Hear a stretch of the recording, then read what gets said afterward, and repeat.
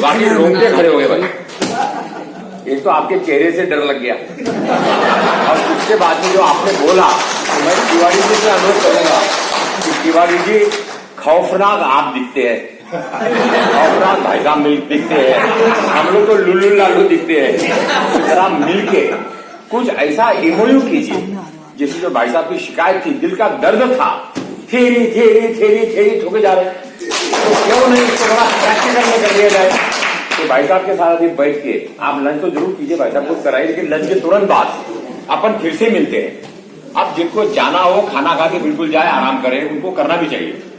लेकिन जिन लोगों को जीवन में कुछ करना है, कुछ करने की तमन्ना है, कुछ आग है, कुछ जलन है, भाई साहब के बोलने के बाद जो आपके डीन साहब है, विद्यार्थी से जुड़े हैं, अरे अगर परिवर्तन नहीं आता हमको शर्म है, हमको शर्म।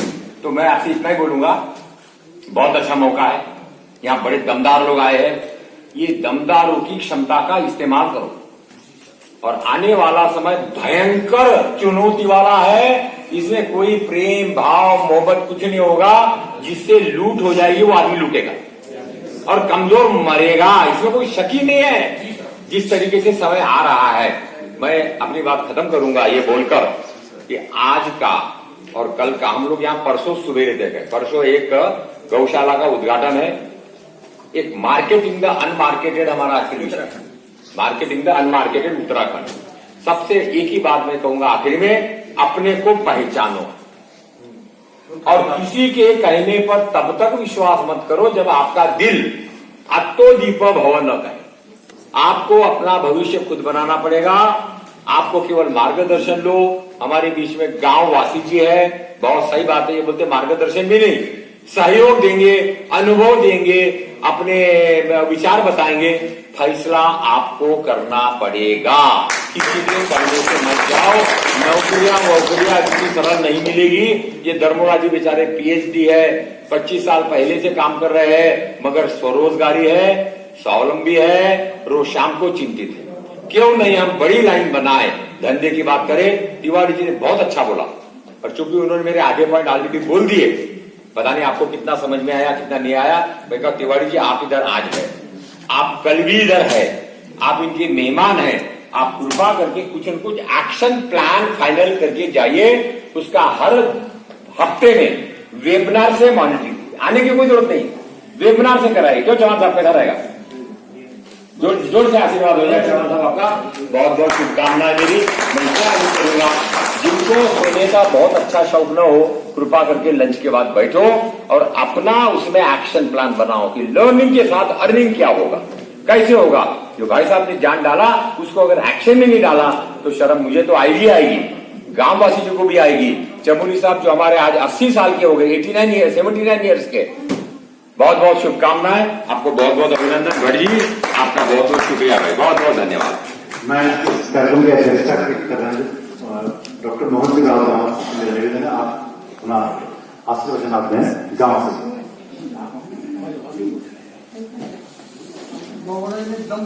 मेरा भी है। हरि ओम नमो दर्पे माधर्पे शिवाय शततम नमः। नमो प्रकृति भद्राय नियता प्रसासनताम। पूज्यपाठ स्वामी अद्वैतानंद महाराज जी इस कार्यक्रम के शोभा बढ़ावे विश्व के विचारक डॉक्टर राहुल साहब, हमारे मित्र श्रीमान अरुण भवना जी, अपने तिवारी जी, डॉक्टर मोहन पवार जी, धर्मोरा जी, डॉक्टर चौहान जी, और सामाजिक क्षेत्र में जिनका उत्कृष्ट और सर्वोत्कृष्ट कार्य रहा है, ऐसे सुरेश भाई जी, द्वारिका सेवाल जी, अपने गौ गंगा के संरक्षण संवर्धन के लिए काम करने वाले श्रीमान नेथानी जी, और उपस्थित भाई बहनों, बहुत ही महत्वपूर्ण दिन है। कि सामर्थ्यवान, पराक्रमी और परिणामी व्यक्तित्व यहां पर आए, लोगों को रोजी रोटी भी दे रहे हैं और कुछ करने का हौसला भी बुलंद कर रहे हैं। सबने अपने विचार रख दिए हैं, मैं उनका स्वागत करता हूं।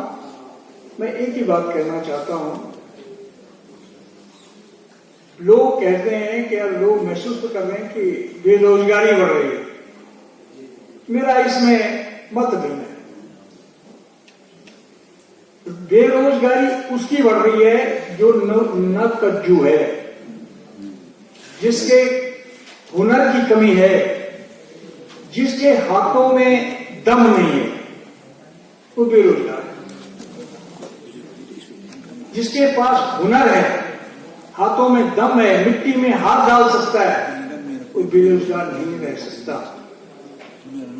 जब कोविड का बहुत बड़ा संक्रमण हो रहा था, जो लोग अपने काम धंधों को छोड़ के भाग के गांव में आ गए, उनका स्वागत हो रहा था, उनको फैसिलिटी दी जा रही थी। परंतु जो मेरे गांव में अपने दम पर खड़ा है, उसको लोग भूल रहे थे, उसको कम आंक रहे थे।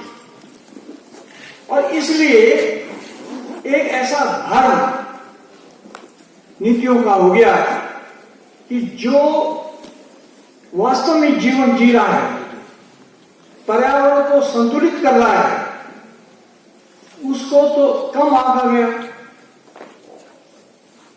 जब तक हम उस ग्राम देवता की पूजा नहीं करेंगे, उसका आदर नहीं देंगे, तब तक हम भूलते चले जाएंगे अपने जीवन को। हमारा गांव, हमारा आदमी, वो कुछ विशिष्टता से लेके जल, जमीन, जंगल, पशुपालन,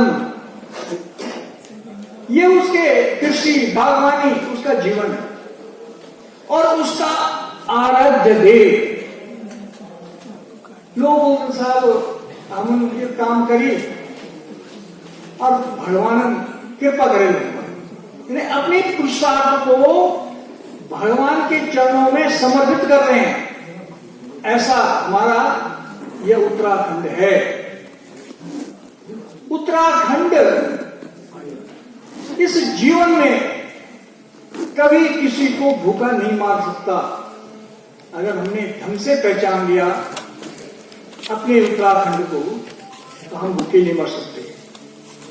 हमारे पास पर्यावरण है, भूमि है, जल है, जंगल है, और हमारे पास विरासतें, लोक संस्कृति है। हम उसको अगर संवारेंगे तो निश्चित रूप से हम सर्वसज्ज रहेंगे। विश्व गुरु का जो हमारा एक संकल्प है, उसको हम निश्चित प्राप्त करेंगे।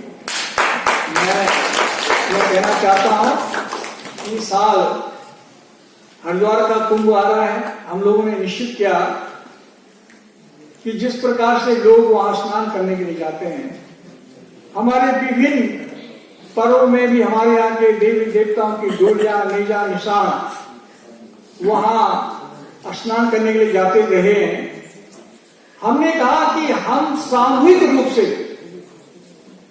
एक साथ अपने देवभूमि के देवी देवताओं की डोलियां को, नेजा, निशानों को वहां पर शोभा यात्रा के साथ स्नान करेंगे। बहुत और ये हमारा प्रदर्शन नहीं होगा, ये हमारा आस्था, विश्वास और भक्ति, अध्यात्म का हमारा एक चेतनामय कार्य होगा। हम विश्व को एक साथ विराट दर्शन कराएंगे हमारी देवभूमि के। इनके आशीर्वाद से हम जी रहे हैं।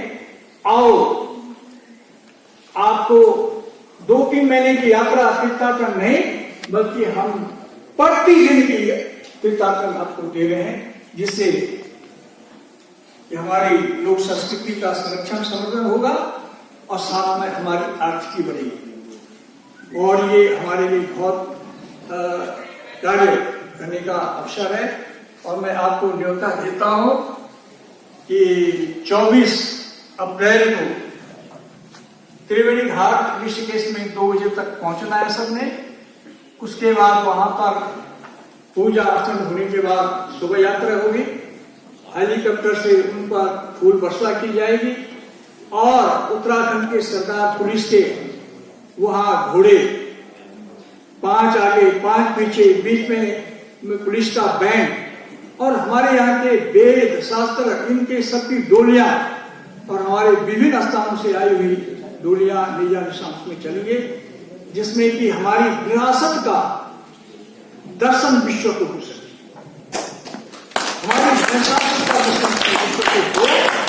और इसमें मैं सबको दावत देता हूं कि आप उसमें आए। उसके बाद हम हरिद्वार जाएंगे, 24 की रात्रि वहां रहेंगे प्रेम नगर आश्रम में, और उसके बाद 25 तारीख को सर्वार्थ अमृत सिद्धि योग में हर की पैड़ी परम कुंड में स्नान करा के, सामूहिक स्नान करा के, और पंथ द्वीप में वहां पर उनका सबका देवी देवताओं का, अवतारों का, पूजा करने वाले लोगों का और हमारे बाजीगरों का स्वागत संपन्न होगा और उसके बाद वो अपने घर ऐसा कार्यक्रम हमारा है। मैं उसमें आप सबको न्योता देता हूं। अपने गांव में भी बोले हमारा देवता निश्चित जाएगा, क्योंकि ये हमारे संरक्षण संवर्धन का सवाल भी है और हमारी आर्थिकता का सवाल भी है। मैं सभी उद्यमियों के पावन चरण में प्रणाम करता हूं और इस अवसर पर आपको शुभकामनाएं देता हूं। जय।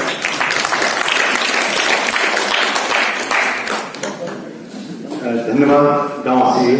अब मैं एक आध्यात्मिक देश है और एक प्रदेश आध्यात्मिक है। मैं इस कार्यक्रम के समापन के लिए स्वामी अविवेकानंद जी महाराज से मेरा निवेदन है कि आप अपने आशीर्वचन से इस सत्र को आप समापन आप करें अपने आध्यात्मिक वचन से। स्वामी अविवेकानंद जी महाराज, जो लोग स्वामी जी को नहीं जानते हो, स्वामी जी 30 वर्ष मौन रहे, मतलब मौनी बाबा के नाम से आप जाने जाते हैं। 30 साल तक लगातार मौन रहे और आपने बिना वस्त्र पहने हुए आप बद्रीनाथ में आपने बड़ी तपस्या की है।